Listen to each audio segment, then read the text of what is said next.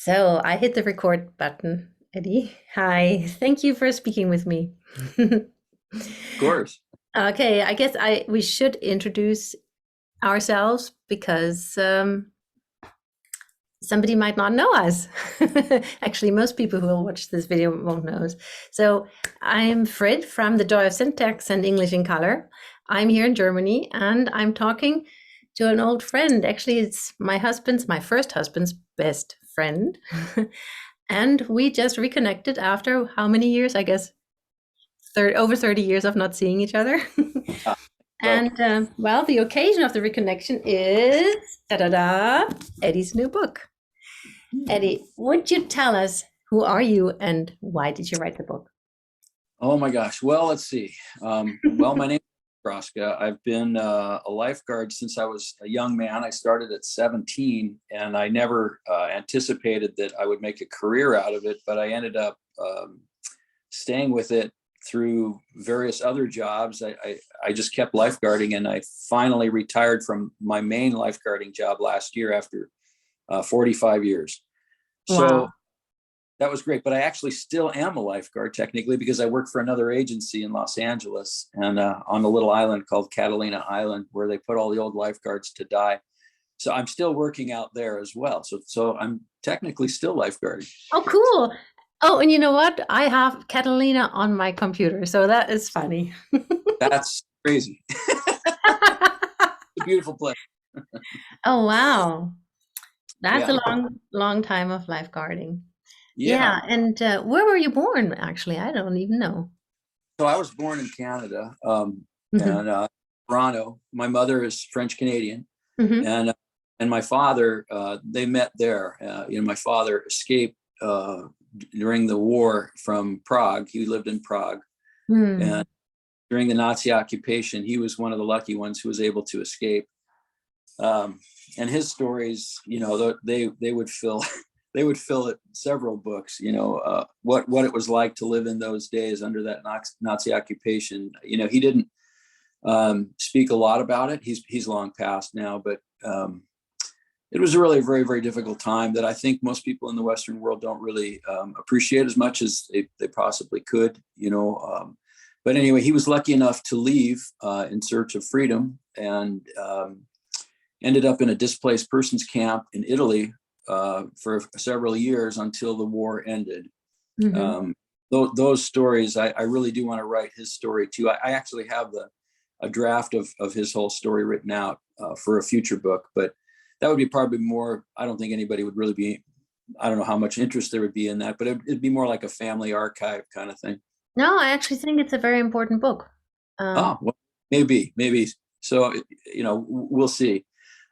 Regardless, when the war was over, he was given a choice of citizenship, and mhm, he could either go to Canada or he could mhm, go to New Zealand. And he mhm, was an avid fisherman, so he mhm, chose Canada based on fishing. mhm. So he got there, and he was also the family in Prague had a bake shop in Prague. It was the oldest bake shop in Prague. It was very famous. It had been in existence for over 200 years. And any of the old Czechs from those days remember that bake shop because it was like I said, very, very famous. So he was a pastry chef. He didn't want to be a pastry chef, but he was born into that. That was the family business, and he became a pastry chef. But he became a very, very good one. So when Mhm. he got to Canada, he arrived with $13 in his pocket Oh, and wow. passport and a Canadian citizenship, and he was set off the boat to start a new life. They had sponsor families that met the people off the boat and Mhm. would take them into their home and allow them to live there and get on their feet. And everybody on the boat got their sponsor person, and nobody showed up for my dad. He was Oh, the only no. one. Yeah, the sponsor person didn't show up. So he, with his $13, he got a room and tried to go to several bakeries and tried to find a place to work and stuff. But he ended up kind of getting adopted by a family, a very a beautiful family, and they took him in, and he started his life that way, and it was great. It was really cool for him. His life through baking, he was able to get a job and get a little better job, and then sort of make his way. And my dad was a storyteller. He was a storyteller like I've never known.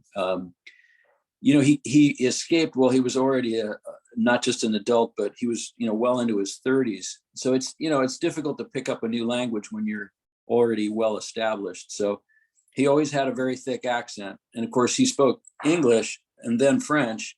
Sorry, he spoke Czech and spoke some Russian as well. Then French, and then, finally English at the end. And so for all the years I knew him, he had a very heavy Czech accent. So that's an interesting thing too, because both my mother was French Canadian. She did not speak English at all. But he taught her how to speak English because they lived in Toronto and they needed to speak English. So he taught her how to speak English. So her English was this bizarre sort of Czech accented, Frenchish English that nobody could ever figure out where she was from. People thought she was from Iran or Persia or something, So she was kind of an anomaly. But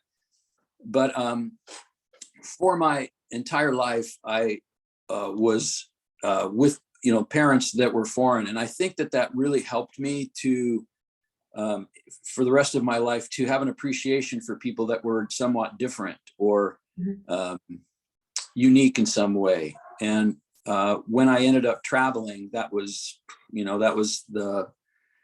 probably the most important thing that allowed me to get in and sort of connect with people, I think.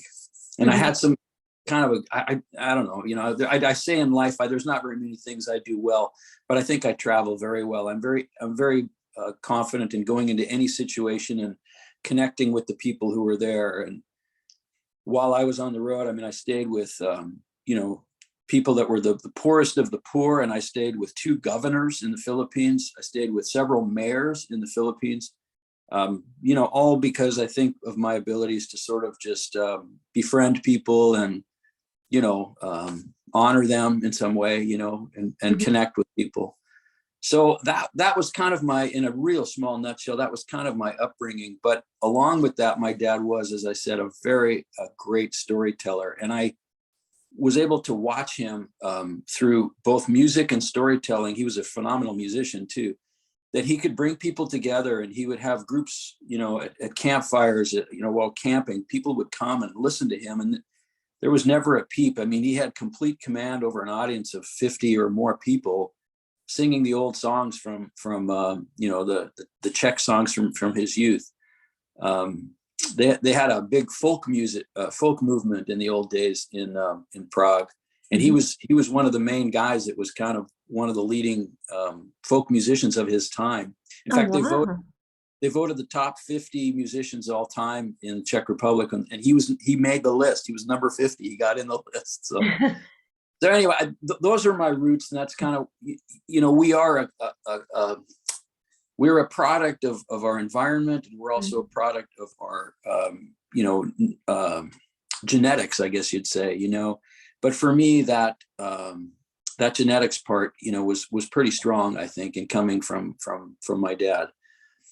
My mother was born as one of multiple children to a poor family in northern Quebec, and they were, just kind of scratching out a living on a very small farm, and so she grew up incredibly resourceful. She could sew anything, she could cook anything, she could make stuff. If something had to be done in the house, she would tackle the project just boldly, without any fear at all, whether it's reupholstering furniture or making curtains or painting the house or doing flooring. She would just attack it. So, Wow. And I got a little bit of that from her too, I think, a little bit of recklessness, so that was pretty cool too. Yeah. And do you play some of the music that your dad used to play?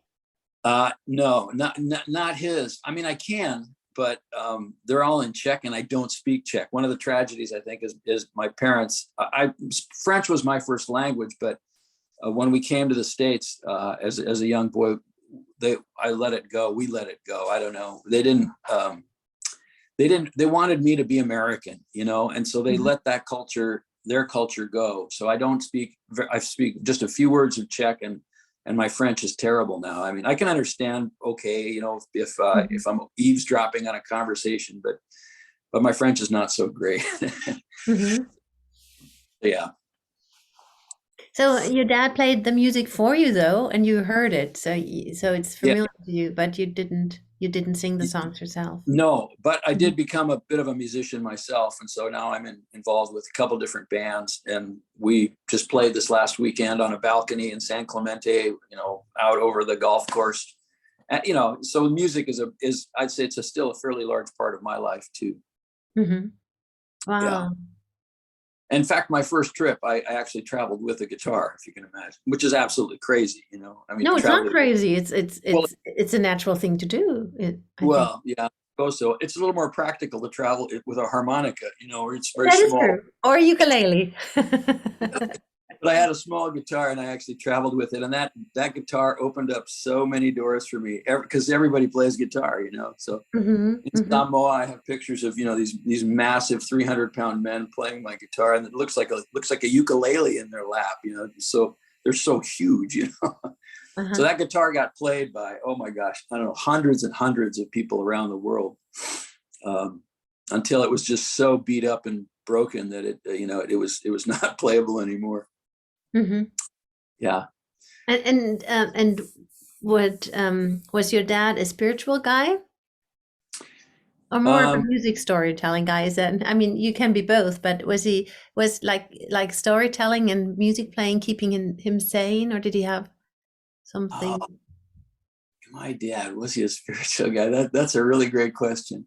Well, he certainly was not religious. You know, he grew up in a very strict Catholic home, and he hated it. He hated the ritual of it. He felt that these were very dry rituals that meant nothing to him, and he didn't want any part of it.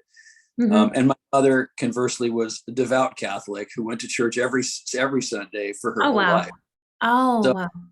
So I got taken to church, you know, on down the street, you know, every Sunday with my mother, and my dad, you know, he got the exemption. He didn't have to go, you know. So so that was it. But I would definitely say that he was a spiritual man. I mean, I think his spiritual path was nature. You know, he really loved nature, and he instilled that in me, a real love of nature, and especially fishing, just in nature, hiking, you know. He did some crazy things in Canada when they got there. Before he met my mother, he was a single guy and an avid fisherman. So he would go to the far reaches in the Northern Territory just to fish. And he was known to jump in a helicopter and have the guy take him to some remote place where no white people ever went. And with this one particular story, the guy dropped him there, and they had a deal that he would come back in 2 weeks to get him. And so he spent 2 weeks by himself in the Canadian Northland, you know, communing with the Native Americans and trying to find the best fishing he possibly could. And he caught a lot of fish. So I think that's a spiritual thing. I would say, you know, he was a spiritual guy that way, you know. And was he bitter about the past? Yes, he was. He was. He absolutely was. He didn't talk about it much, but I remember, gosh, it's funny you bring this up. I remember it was 1968 or 1969. We were at camp, and he was one of the counselors. We were in the Sierras. We were at this camp with, like, I don't know, probably 100 other kids. And it just so happened that was the month and the time where Neil Armstrong, you know, set foot on the moon, you know, and we were all huddled around a very small radio, all of us. And we were listening to that live broadcast of, you know, he's on the 4th step, he's on the 3rd step, and then he steps on the moon. And it was one great step for man, one great leap for whatever he says, you know, for society.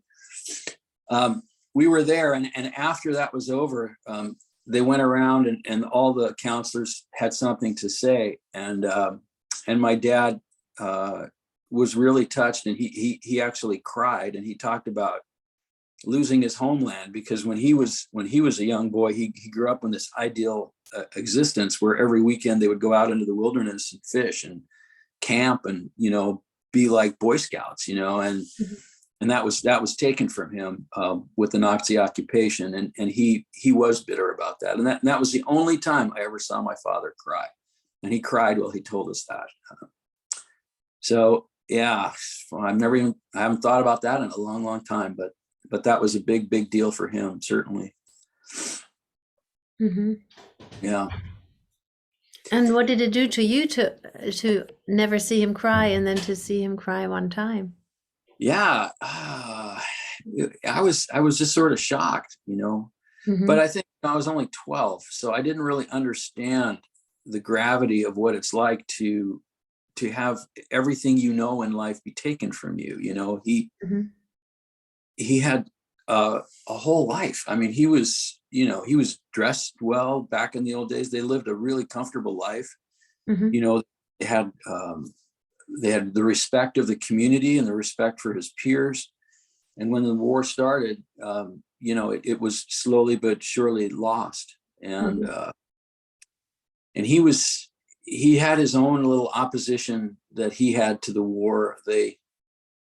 Because they had to feed everybody, and because they were a bake shop, the soldiers would come and say, you know, you need to make bread for all of the soldiers and everybody, you know, and you need to keep track of everything. So we're going to give you this grain, and you have to keep tabs on how much you're using, and so that, because everything's, you know, there's allotments for everything. And he was kind of clever, because he had the book that he was supposed to keep, and he just made it as complicated as you possibly could.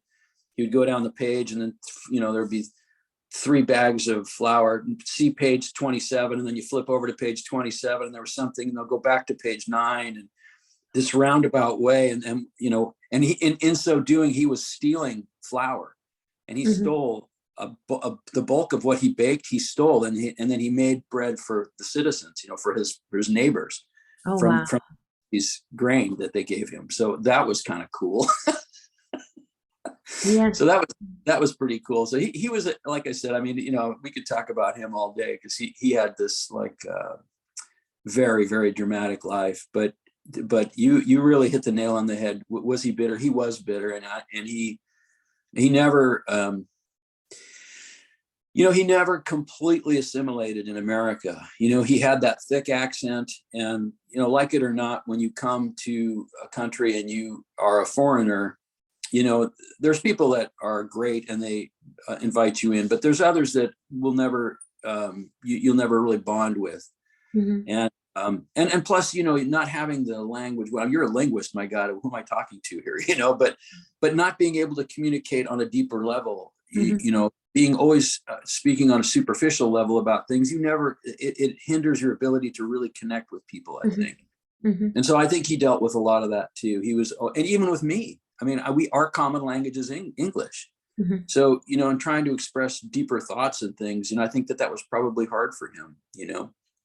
He did okay with me, you know, and I understood, you know, him because he was my dad. So, but I think that was probably a challenge with, you know, in a social setting of where he, you know, where he came from. So it's a very, very perceptive question, though, Fred. And what has the bitterness caused a little bit of sadness in you, or how have you dealt with it? What has it done to you, you think? Oh, yeah. Well, it's If you want to talk about it, but I yeah, think it's great. I'm thinking, though, because it's, you know, you're bringing up things that I've never really I've never really faced these things, but I guess I wished another life for him. You know, I wished he had a different life. I wished that he could have been home. You know, he wasn't home, and his home was taken from him. and he was never able to make the home in his heart, sort of, or in you. So that was we were a insular family, so there was just me. I was the only child, and so the 3 of us were kind of very tight. But, you know, my parents didn't have a lot of friends in America. You know, the friends that they had were Czech people, who came, you know, who had emigrated to the States, and those were the friends. So he could relax and he could speak the language and be a part of his culture. And again, he was somebody. And when Czech people came, they knew who he was and they honored him, you know, and I think that was really big for him. So he did have some of that, but you know, the strange thing is when, you know, after Prague Spring and after the, you know, the communism was overturned in the Czech Republic, we were able to go back. And in 1994, he and I, just the two of us, went back to Prague to visit the, you know, the homeland, his homeland. And man, I'll tell you, that was the trip of a lifetime, because I was seeing that country through his eyes. And it was unique. I mean, seeing, you know, like everything again, you know, so we would walk down the streets and he would explain stuff. I mean, if you can imagine, he had been gone for 50 years, almost exactly 50 years. Wow. And because of communism, nothing had changed. I mean, if there's a good thing about communism, they didn't tear down buildings and make modern things. They didn't improve anything. It stayed exactly the way it was. So in some ways it preserved the city. So when he walked through the streets, he remembered everything. He remembered who lived in various homes and where he went at night and where he played music. It was all still there. In fact, this is crazy, but he told me about a little bar that he used to go to as a young adult, 23, 24, 25. And the bar was not far from his home. And it had a half door, like a low door. Like, so you open the door and you go down these stairs right away. It was an odd building. It was like to a basement to get to this bizarre little bar. And he had told me about it before, and that was their hangout place. And so, so we're walking down the street and he goes, "Hey, there's the door. We've actually found the place, you know?" And so we opened the door and it was open, and we walked down these stairs and it was still a bar. Wow. Get this. You're not going to believe this. When we walked in there was old men sitting at the bar, and they looked up and they recognized him. The same drank with after 50 years were still there. And two guys in that bar looked up and said, "Ada?" Oh, wow. That was like absolutely like nothing changed, right? Nothing changed for 50 years. Oh, So wow. it's crazy. It's absolutely crazy, you know.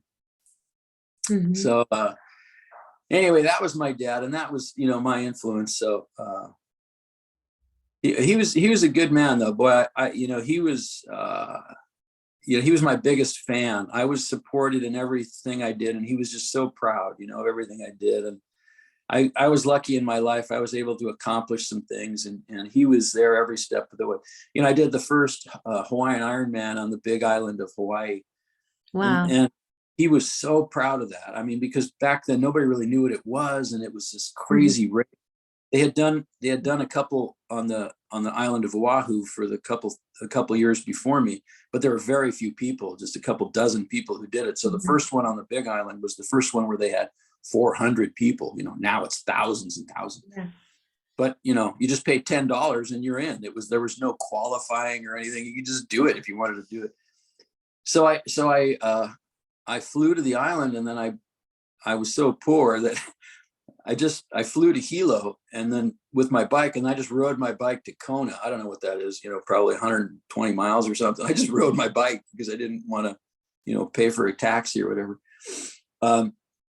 But he flew there. He flew to the island to watch me do that race. And, you know, and that was a real special thing too. I was about, it's not a great spectator sport because you're on a bike and you ride for 112 miles, and, you know, 60 something miles out and 60 miles back. So you get to see your competitor one time when they ride off, and then 4 hours later they come back, you know. But my dad found some old hippie in a Volkswagen van, and he gave the guy $20 to take him out onto the course.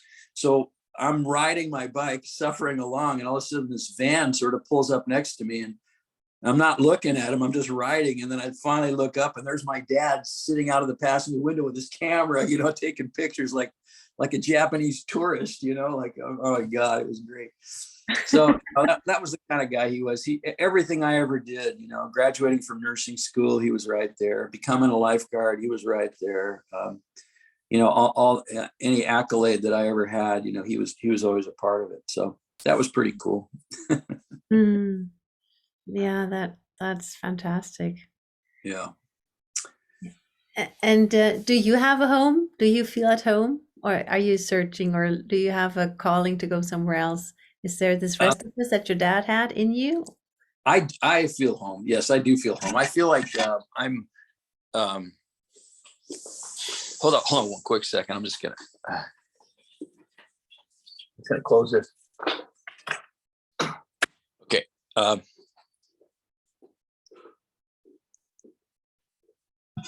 Yeah, I was in California for almost all my life. I came here as a young boy. This does feel like home to me, and oddly enough, I mean, I think the world of lifeguarding has become my home. It's it's an odd culture. We are, lifesavers. We have this facility in the ocean, right? We go under the waves. We understand the waves. We can watch the ocean and know where problems are going to happen long before they ever happen. We can. We really get this incredible kinship with the water. Riding, we all body surf, we all dive. We can, if there's a Holocaust, we can live off the ocean for food. Any of us, just skin diving and shooting fish and lobster, and our lives wouldn't change that much, honestly. So there's a camaraderie with the guards that I really feel is truly my home. These people, I've grown up with them. I've been mentored by the older ones, and I've been a mentor for the younger ones, and there's this culture where I think we respect each other because of the nature of our job. It's a noble profession. That's kind of why I wrote the book, the first book.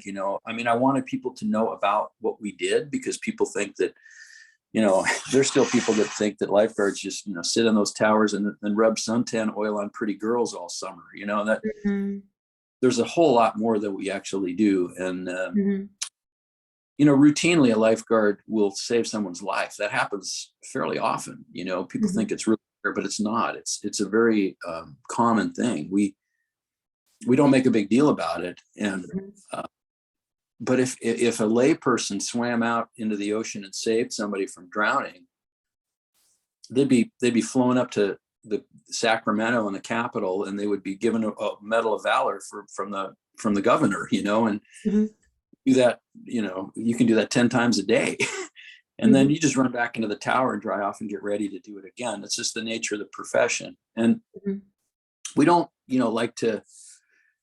Yeah, lifeguards they're really poor at acknowledging their worth. I found that they're humble to a fault, kind of, in some way. We don't promote ourselves very much, but we know between us what we're doing. And so there's this incredible respect that bonds us together, knowing that we have these skills together, and knowing that if we ever get in trouble, that our partner's going to come and get us. And they have the skills to do that, and vice versa. So we're always watching for each other.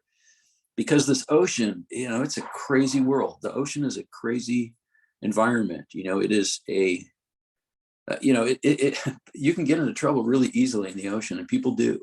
And so we swim out into horrendous conditions.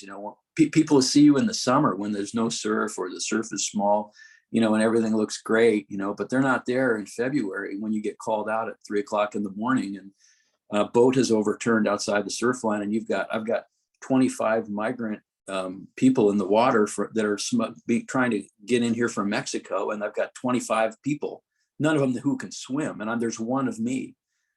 That's an event that happened to me. That exact event. I mean, who do you save, right? We had 2 fatalities that day, but I managed to save some others. These are stories that I think are worthy of sharing. To understand what we do. We're not firefighters. Firefighters are very good at promotion, and good for them. I'm not resenting that. They should be.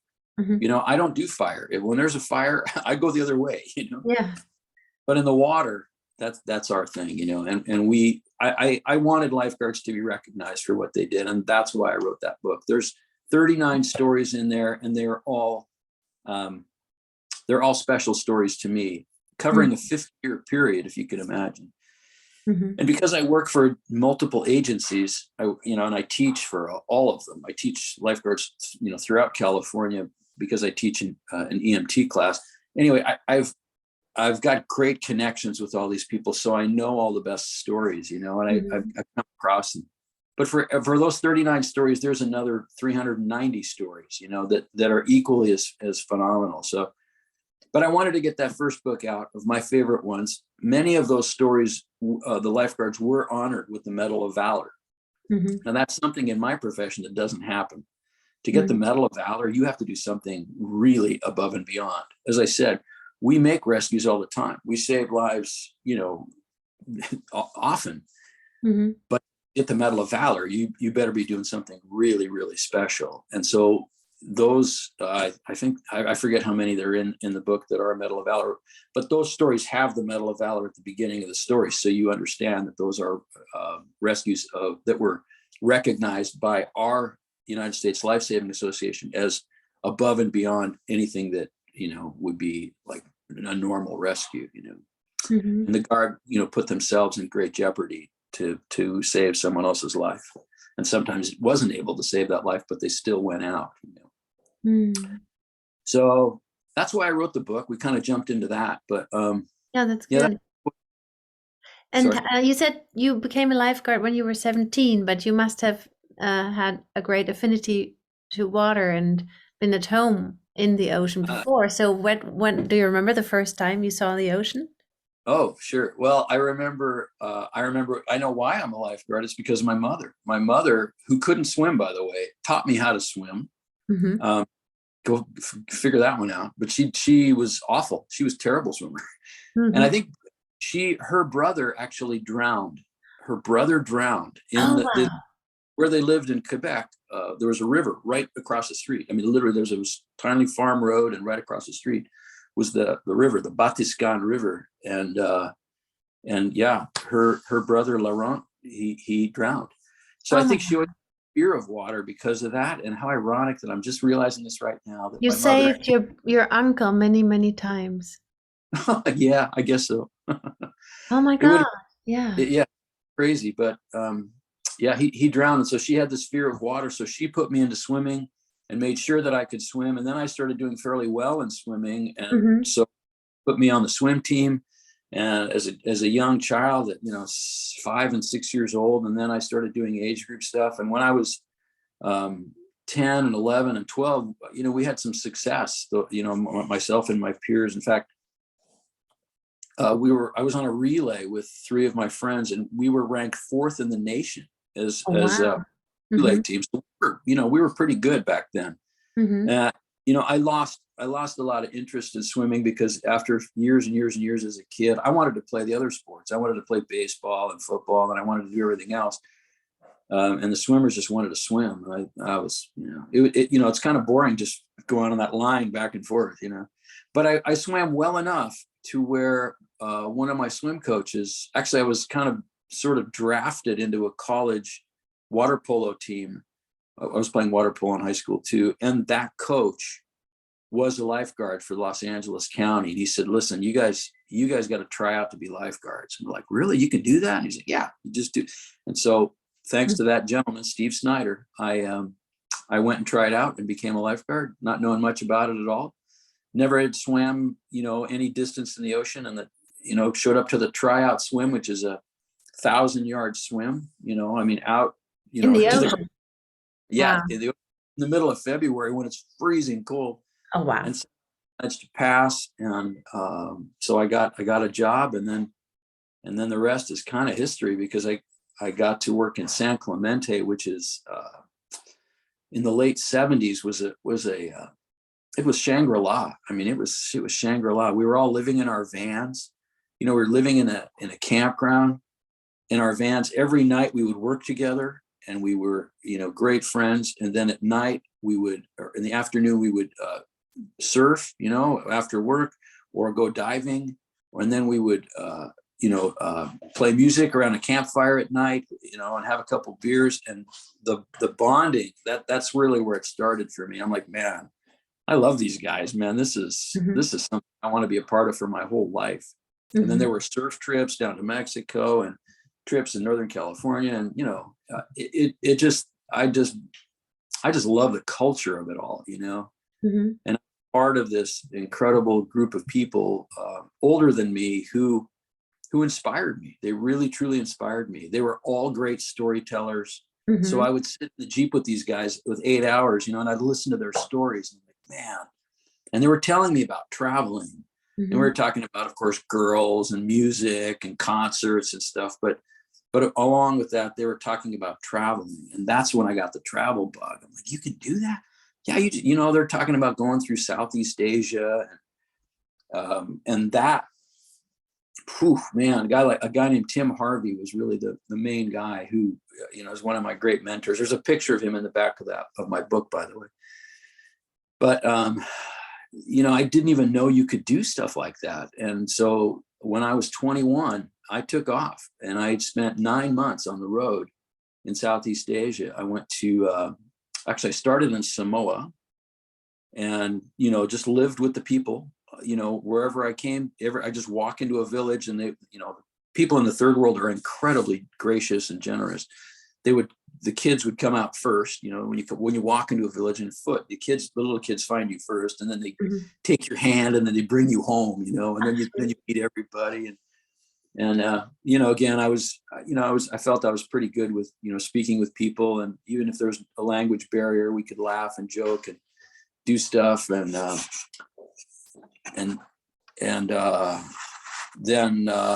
so yeah, I just became part of the family, like I was just on the floor playing with their children and goofing off with them, and then playing music together. And Samoa was a great introduction to traveling for me. That was my first country, and I spent a month there. And I didn't stay in one hotel room the whole month. It just every day moving from village to village and living with these villages. It was awesome. I mean, it was amazing. And then I realized that I developed an incredible amount of trust in people, that the people are really good. People are really good at their core, and they will take care of you, and they will befriend you. If you need anything, they will do something for you, that, especially as a young man, that was really the case. So from Samoa, then I went to New Zealand, and I hitchhiked the entire, over 2,000 miles I hitchhiked through New Zealand. I actually was the first paid foreign lifeguard in New Zealand. And I got a job for a month there, which was really cool. That allowed me, more money to travel on. And then I went to Southeast Asia, and I went through, Thailand and Malaysia. And then I went to the Philippines, and I really fell in love with the Philippines. The Philippines was a very special place for me. The Filipino people are just incredible. They were very family oriented, very spiritual people, very lighthearted, funny, goofy. It was really fun. And they didn't care about money. They didn't care about anything. They took me home also. I spent one night in the YMCA in Manila, and then just hitchhiked, and nobody was hitchhiking back then. And I was gone. I was up into the mountains, and I went all the way to the northern tip of Luzon, all the way down to the lower islands, Palawan. So that was truly a magical time for me. And I don't know, man. I think Philippines. Yeah, I think back on it, and it was not only was it an amazing place, but the islands themselves. If you can picture these incredibly beautiful beaches, and you're the only white person there. I was a celebrity everywhere I went, and it can kind of blow your ego out a little bit. You think you're something special, but to them you really were. And so I felt sort of obligated to entertain them, and if they're taking me home and they're feeding me, my gosh, they're just so hospitable. So I made a big point of, being an entertainer, I guess. And that was part of my creating the person that I am. But you mentioned earlier, we talked about this before you hit the record button, but I think every person is a blend of genetics and life and the life experiences. And that traveling in my life, that first trip was 9 months. The next trip I went for 2 years. And there's no question that trip completely shaped the person that I am. And I would venture to say even more so than my genetics, so I had these two different realms that I was, that created me, my father and my mother and that part of me. And then the experience of going out to all these different countries and living with all these different people. It was, it was incredible. And you said people are good at the core, and the important thing is that you always had this immediate encounter, so you walked and you're open, and then that breaks down the barriers, and then it doesn't leave room for these prejudices because there's this heart-to-heart encounter, and then it can bring out the goodness in people, your trust and your willingness. And you don't read about them, you see them, and you eat together. And exactly. That's what we need to do. It's the one-on-one connection, or in small groups. And you said you brought your guitar, so you sang for them. Yeah. So then music is universal. Even though every culture has its own music, it's still universal. It's sound, and we were created through sound, probably. Yeah. And and so I think we need to really foster that, and really speak about that more and make it happen more, Mm-hmm. Yeah, I absolutely, you said it really beautifully. I think it's when there's hatred involved, or people dislike or have prejudice against people that they have never met before just because of some characteristic that they have. I think if they would actually just meet people from that particular group, a lot of that would just be it would melt away. It's would just melt. and sometimes language can be a beautiful bridge, but it can also be such a divider, either because it's not the same language, but even people that speak English well together, or another language, there's still so much room for misunderstanding when there's unhealed trauma or what have you. And so it's so mysterious to me how sometimes language can be a bridge, and sometimes it can be the wall that Yeah. separates. And there's this underlying energy, and as humans we haven't learned enough to pick up on that. And I would like to tie it back to something you said about the ocean at the very beginning, how you sense what the ocean is going to do. So in a way, you're communicating with the ocean on an energetic level. You've learned that because you know it so well. It's your home. Mhm. And so in a way, you speak the language that the ocean speaks, and in some way, Yeah. and because of that, you can go in and help people. Yes. Well, the ocean speaks to us, and we listen. Mhm. Yeah, exactly. Yeah. Yeah, I mean, we understand. The swells come from different directions. Mhm. And depending on the coastline where you are, if the swell comes from the north of where you are, then the waves come at a slight angle. People don't really Mhm. notice it, but they do. And then the water ends up starting to move down the coast. If you get in, I think we've all had that phenomenon. You go in the ocean and you just drift down a little ways. Mhm. Well, that if that person is drifting down and you see what we call a rip current, that's starting to form, you Mhm. can see the person's going to get in trouble long before they ever realize it. And so Mhm. that's just listening to the ocean. We go early, we swim out, and and usually just as we get to the person, they realize they're in trouble. And quite Mhm. often they turn to shore and they're like, my gosh, and it's in a mild panic, and the lifeguard's right in front of them. And they're like, how Yeah. did you know? I didn't and we're like, well, we're watching, like it's pretty cool. So those are always really fun, fun adventures for us. People don't realize they're being watched, and they're being protected by these lifeguards. But I'm so impressed with what lifeguards do. They're so good at what they do. After Mhm.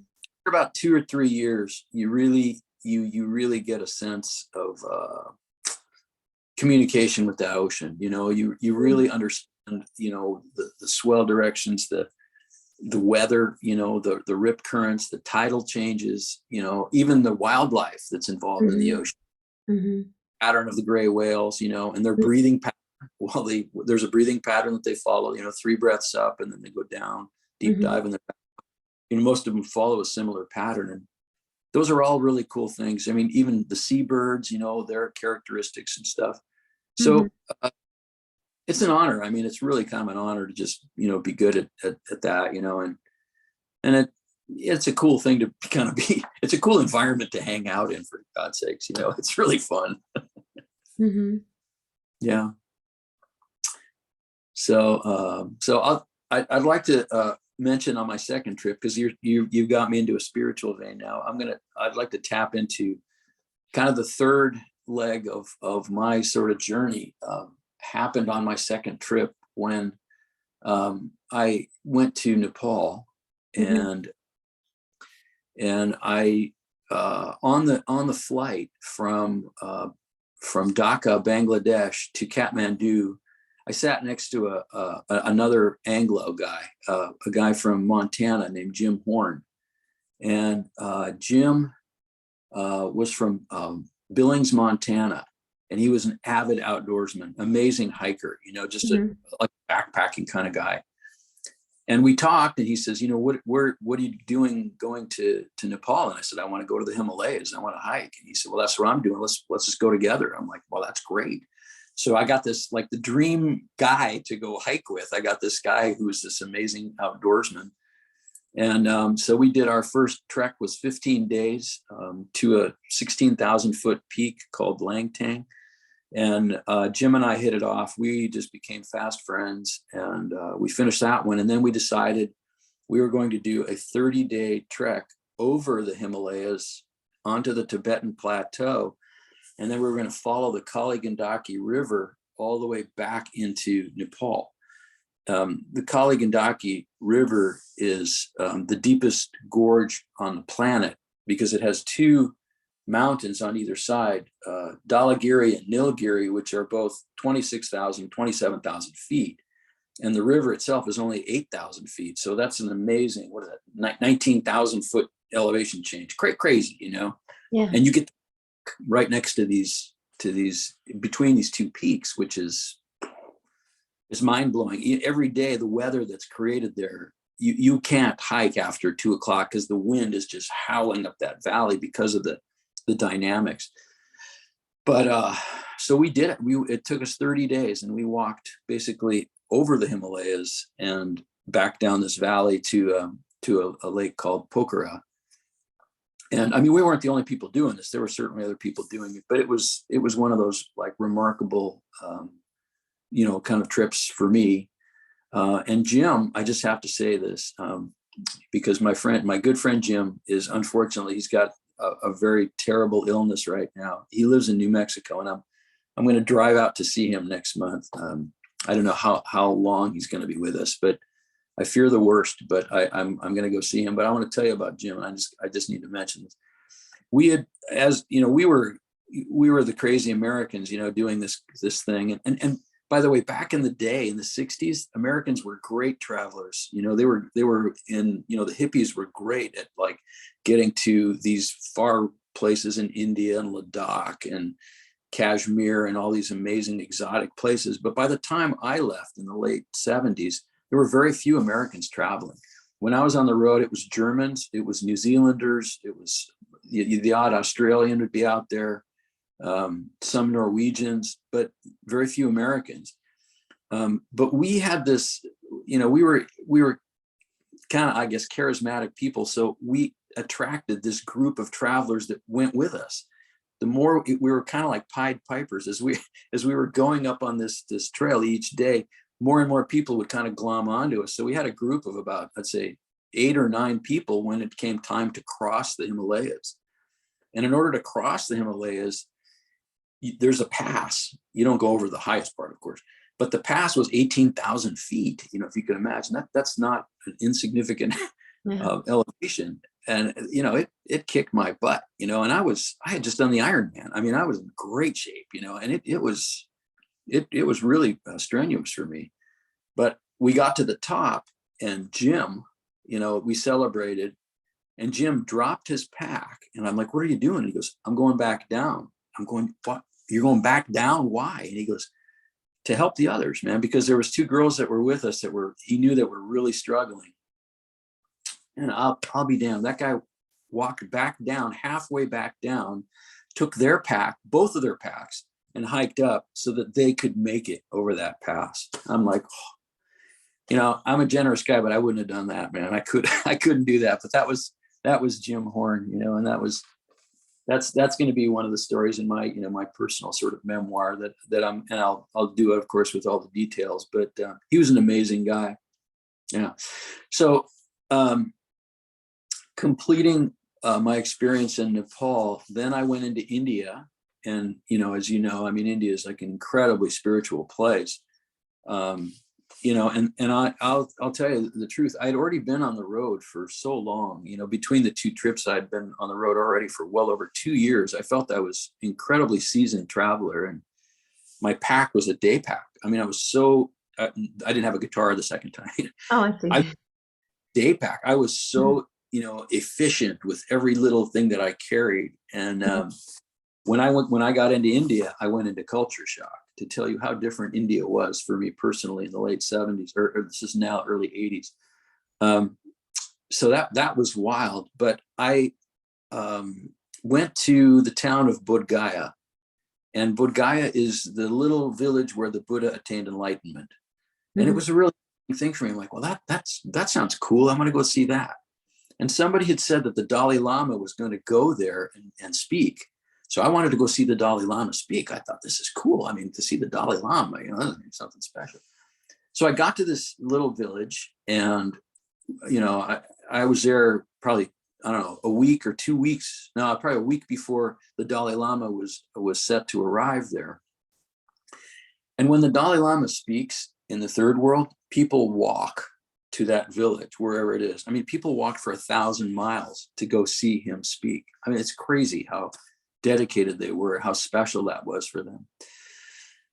So he was going to Bodh Gaya. And while I was in Bodh Gaya, I found out about these meditation courses that were happening. This is Buddhist type meditation. And that began the third leg of my being, my whoever I am today, is learning how to do, we call it Vipassana, or just it's just mindful meditation.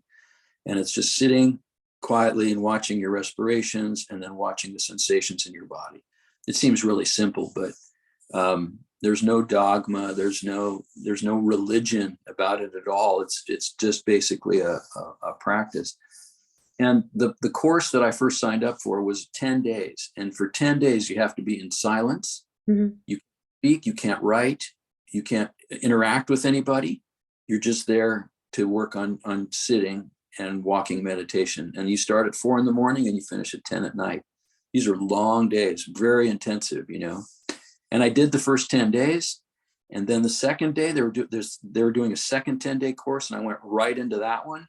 And then I did a third, if you can imagine. So I sat for a month. Oh, wow. That was incredible. I mean, a month without speaking, writing. How old reading. were you? I was 23. Wow. And the crazy thing was, the Dalai Lama came to that village during that 30-day period, and all the things that the town was over 20,000 people showed up to hear him speak. And then, you know, by the time we were done, all the public speaking things were done, but the Dalai Lama knew that our course was going on. Oh, and so wow. I can't see you. You're. Oh, there you are again. Okay. Yeah, the Dalai Lama knew that the course was going on, like right at the end of the 30th day. And there's a couple other people that did all 30 days too, by the way. So he agreed, he came to the Vihar and asked if we would like to meet him personally. Oh, wow.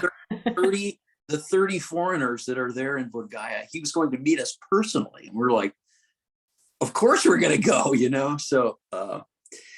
So I got to meet him, the long story short, and the long story is worth reading, and I will write it up one day because there's a twist in this whole thing that is probably the craziest thing that's ever happened to me in my life, but it's part of that story.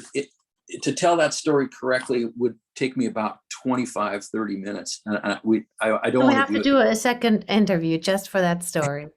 Okay. I think you should tell it because you are a storyteller too. Yeah. Well, Oh, please do. So let's make a date for another. I want to hear that story from your mouth. You got it, Fred. You got it. I would be more than happy to tell you. It's never been, it's been shared maybe only 2 or 3 times. So, wow. But I mean, in the world of stories, I think this is my best, absolute craziest thing.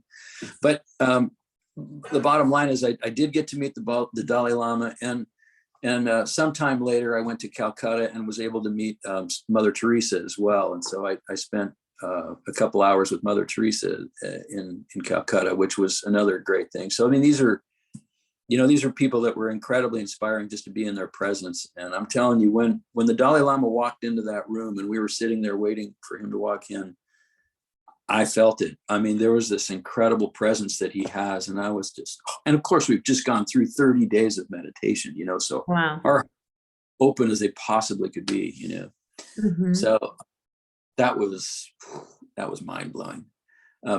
Anyway, the offshoot of that, that part of the story is that meditation, that understanding of, sort of life, that I kind of got from the meditation course would be like the third really foundational thing that has guided me in my life, because, there's bigger issues in life that you think about, dying and death and rebirth and these kinds of things. And why are we here? And all those great questions that are unanswerable. I think that meditation course provided me with those answers where I feel very comfortable with them, where I no longer fear death, and I don't, my spiritual life. I'm not a great practicing Buddhist, by the way, but like just the little bit that the little path that I've made, little progress I've made on the path has given me a sense of peace. And that, when I came home, was led me to become a registered nurse. And that's why I wanted to become a nurse. I wanted to do something in the health field to help people, something in the service-oriented profession. And so I went to nursing school in Sacramento, and that's when I met Pat, Mm-hmm. And then, I studied, for those 2.5 years, became a nurse, and then I did 7 years in cardiology and several other branches of nursing. And I ended up practicing for 25 years in addition to lifeguarding. Mm-hmm. Pretty good at having several jobs at the same time. And the last part of my nursing, I did hospice, and I took care of people who were dying for the last 7 years. Mm-hmm. And I would have to say that was probably the most rewarding part of my nursing career. See how this all ties together? It's amazing, Mm-hmm. So I was able to be there, when people left their human lives, Mm-hmm. and what an honor that was. I mean, I always viewed that as just an incredible honor, not unlike being there when a child is born into the world, to be there when they're leave the world, and to comfort the family and to let them know that they're doing everything correctly. They're honoring their grandfather or their grandmother, whoever it was. That was just incredibly gratifying. I don't know. I love that. That was a really cool part of my life.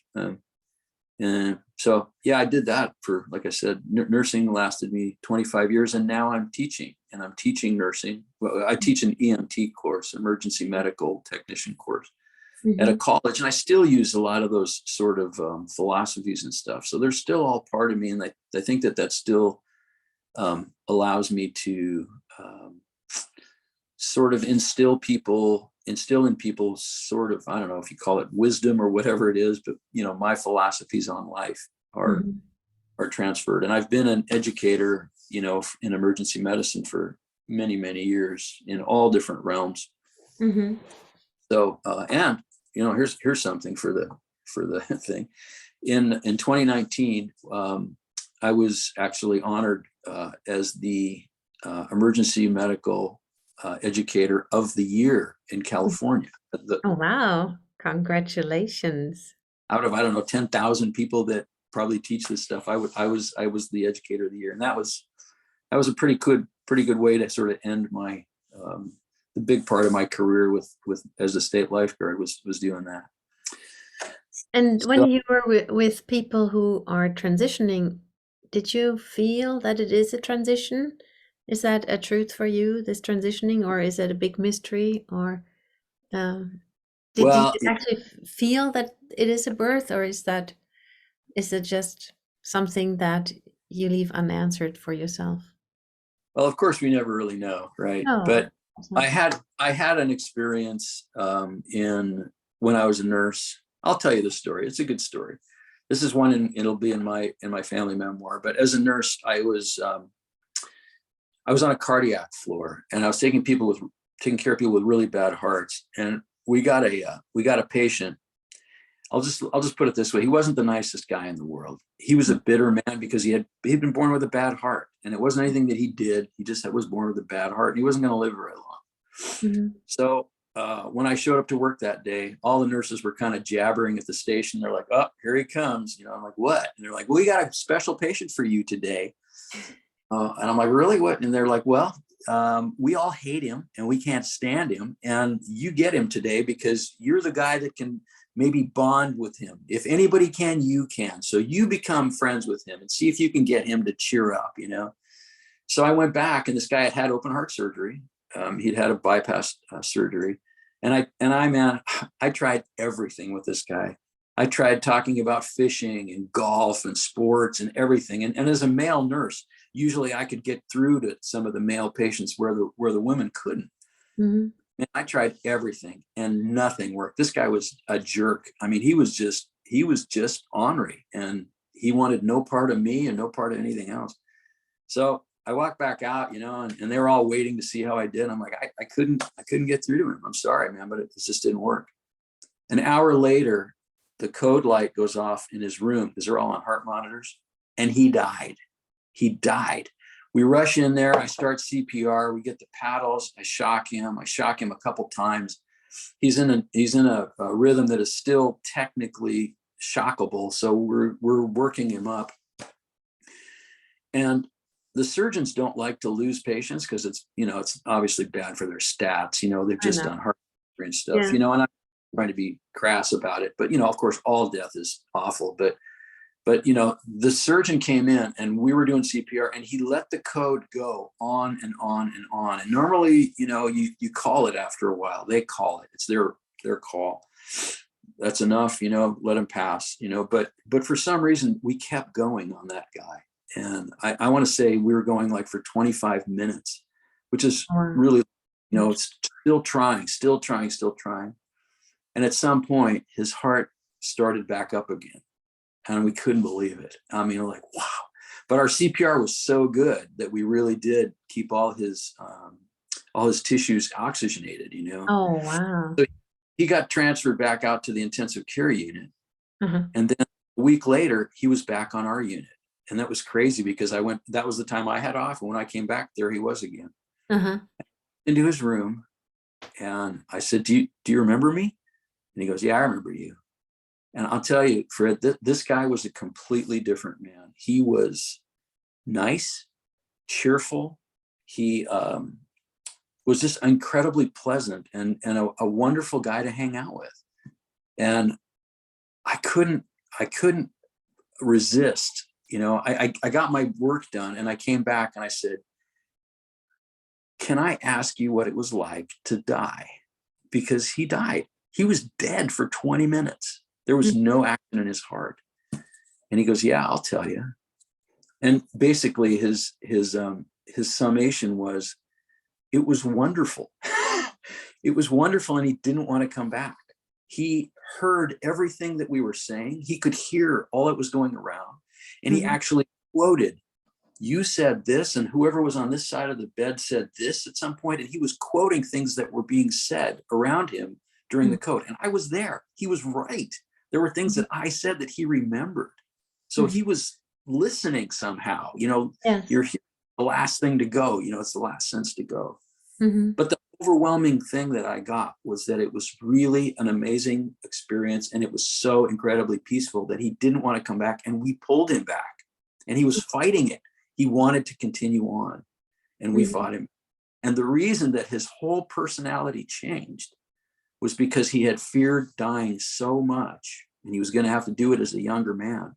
Oh. He was in his 40s, but after having experienced it, he no longer feared it. And that was like, wow, that was a revelation for me. That was like, wow. So that to me, I don't fear death either, yeah, and like, why would death be miserable if life is so great? Everything in our lives is great. We have these wonderful lives. In Buddhism we say it. They always say it's suffering. Life is suffering, but that's a really weird translation in Buddhism. It's not exact. It's just that life's imperfect. Nothing is ever perfect. You get the car that you've always wanted, and guess what? After 3 months, it has a problem, or you need a new car or something else. Nothing gives you eternal happiness. Everything is imperfect. But why, if this is it? I mean, because I think life's pretty damn good. So why would death be bad? It just doesn't. It never made sense to me. So I think that being able to look at life and realizing that there's not an end where I'm going into this fiery hell of some crap, I don't buy that for a second. I don't buy that at all. I think that's just a bunch of mumbo jumbo that some guy made up and everybody believes. There's no hell like that. It's you move on to the next plane, and who knows what it is, but I'm looking forward to it. I think it's going to be pretty cool, frankly. Mm-hmm. Yeah, and I've heard this before, that people have experienced the other side as pure love, or being loved. And it is true that our fear of death keeps us from living. Yeah. Yes, I I think mean, so too. your story just illuminated that again. He couldn't Yeah. enjoy because he wanted something he didn't have, and he was afraid of something that might happen sooner than rather than later. He Yeah. spoiled what he had. What Right. what a gift that he was able to then experience a different kind of life. Yeah, exactly right. And at least for Mhm, the time that he had, his heart still was not great, but mhm, yeah, right. He had at least a new outlook for the end. And I think his family was just elated. They couldn't believe that he had made such an amazing transition. I'm not exaggerating this. I mean, he was really bitter. I mean, mhm, 24/7 bitter, and everything he was a whole different person. So that mhm, was really neat for me. mhm. So yeah. Oh, wow. You've got a good cross section of what I'm all about, I guess. Huh? Yeah, and it's extremely enjoyable listening to you. Thank you for sharing what you shared. Well, thank you. Very indulgent to me. I feel it feels very indulgent. I feel like it's almost like a psychotherapy session, where one person talks, the other person just sits there and listens the whole time. Well, So that's what I wanted. yeah. Good. Well, thank you very, very much. Then I guess Sure. I'll hit stop now, and I would love to hear at least one more story. I Before actually we think no, not before we stop, but okay, I think this is a really good format for you, because you are a storyteller, and you could just tell, like, rehearse for your next book by telling us all these little stories, like sure. in little increments. Okay. I'll be Well, happy. think about it, and I'll hit stop, and then I'll see you in the next video. Okay. Thank you very much, and bye.